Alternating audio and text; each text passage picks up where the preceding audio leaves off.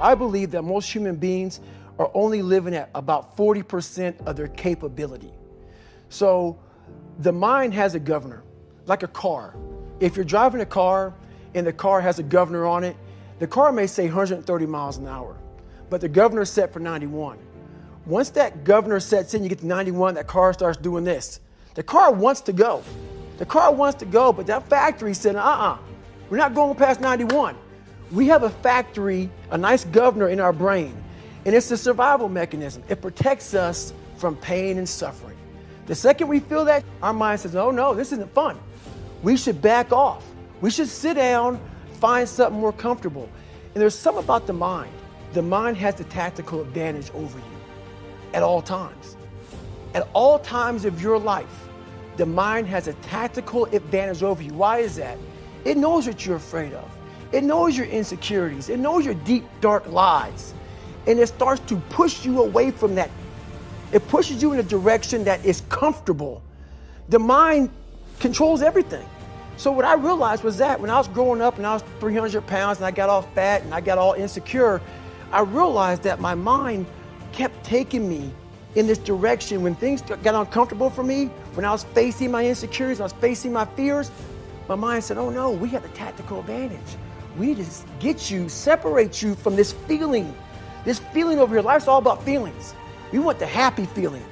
We don't want that feeling of this sucks. Why am I here? And you don't have any, so you can't answer those questions, so you leave. So a lot of people can live with themselves.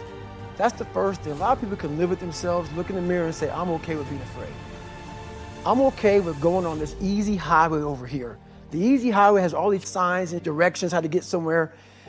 And you have to first be uncomfortable with how you feel about yourself. With that voice that a lot of us like to run away from, we all have it.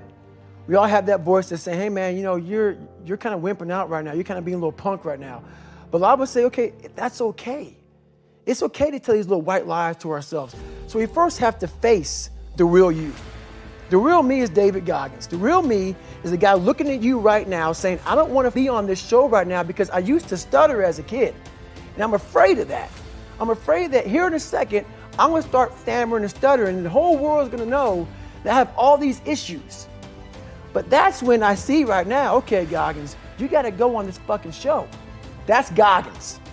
Goggins is saying, okay, David Goggins, you're a punk. Life made you this way. We can't live like this. We can't live in fear. We can't live in judgment. We can't be afraid of what people right now are looking at me saying about me. We cannot be afraid of that. That's Goggins. Goggins saying, all of you who don't like me, who don't want to, and that person then comes in. But you have to be David Goggins and say, man, I'm afraid of this. I'm up here. Life made me this way here. I stutter. I have these issues with reading and writing, and I'm fat and I'm insecure. You have to face that in that dark room. In that dark room is who you are. But in that dark room is where you have to create another human being that walks out of that dark room to face who you are. That's the only way you're going to get over all those things. You have to create someone else. Not like you have two different personalities. It is you. But you have to find strength. And that visualization of almost me cracking out Goggins, like almost like that Superman cape, like I'm coming out a different person, a person that doesn't give about anything, who doesn't care about being judged, who knows I'm weak, who knows I'm afraid, who says, whatever you think about me, take it, whatever, I'm here. That's Goggins. Around 16 years ago today, I was graduating Navy SEAL training. I was pulling off I thought was impossible. I went to a recruiter's office, weighing 300 pounds, low self-esteem, trying to figure out how am I going to find self-esteem in myself. I said if I graduate SEAL training, I may start the process of doing that. Went there, had to lose 100 pounds really fast. So my idea was to go out and run 4 miles the next day as fast as I can to start losing weight. I got to a quarter of a mile and walked home. I realized that all those insecurities, when things got hard for me, those insecurities came back. I had to do a live autopsy on myself to figure out what was causing these insecurities to constantly come back, constantly roost in my head, constantly dominating my every thought. Every time something got bad, every time something got hard, these things would always come back and haunt me. I had to figure it out and overcome it. Well, I'm a big believer in doing something that sucks every single day of your life. I believe it's a key component into strengthening your mind. Every day you're trying to find more of what you're capable of. And that's the big question. What are you capable of? Stop doing the things that you do every day. You run every day, go swim. I'm not a big tire flipper, but flipping a tile, one tire for a mile, it'll definitely build something. So I'm all about callousing the mind. Do something that sucks. So in that accountability mirror, I call it, I got real with myself. I said, you have a third grade reading level, which is hard to admit when you're a junior in high school that you copied on every single thing you did because of fear they're gonna put me in a special school. We all know what special means. I'm gonna have a title on myself the rest of my life. And being cool, you don't have a title on yourself. So I started cheating. I was dumb. And people say, oh, you know, you have a learning disability. I had a learning disability, but I realized I was lazy. So I called myself out there. I called myself out every which way possible. I didn't call myself out. I was just honest.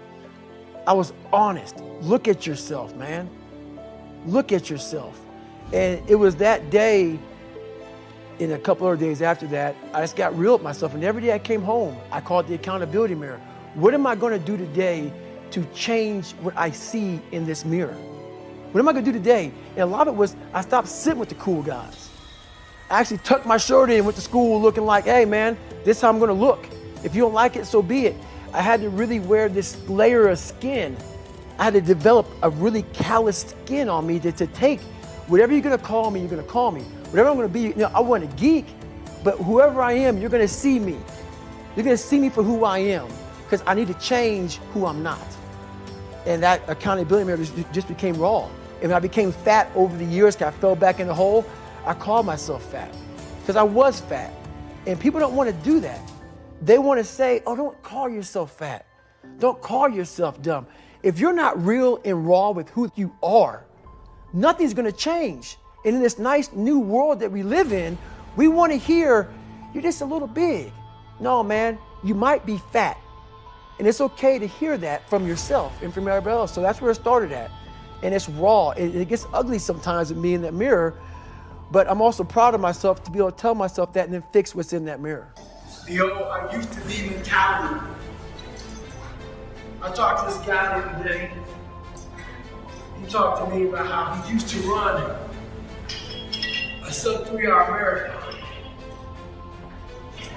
While that's impressive, no one cares that she used to run a sub 3-hour marathon. The whole thing is, what have you done today? No one cares what you did yesterday. You gotta change your dialogue. Yeah, used to be mentality doesn't work. What have you done today to better yourself? What will your story be tomorrow?